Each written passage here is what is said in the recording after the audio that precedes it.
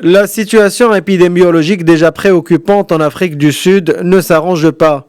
Après un record quotidien de 13 000 cas détectés, le pays le plus touché par la pandémie Covid-19 sur le continent a franchi cette semaine la barre des 200 000 contaminations, tandis que le coronavirus a déjà coûté la vie à plus de 3 700 personnes. Nous avons constaté au cours des derniers jours, comme nous l'avons fait au cours des derniers mois, un nouveau pic de contamination.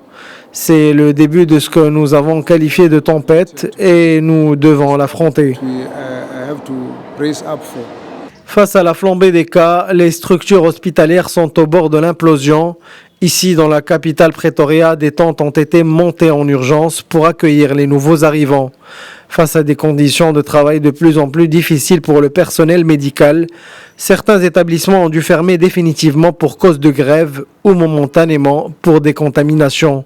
Les autorités sanitaires essayent comme elles peuvent de calmer la situation.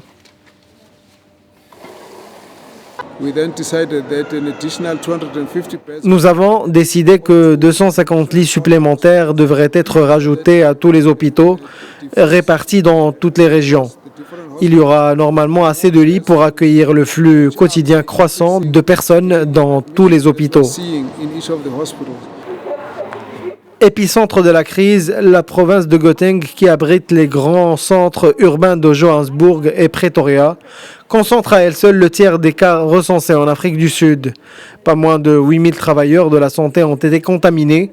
L'explosion des contaminations en Afrique du Sud survient alors que le pays a décidé de relâcher son confinement, permettant notamment la reprise des commerces, la réouverture des lieux de culte et le retour des transports en commun.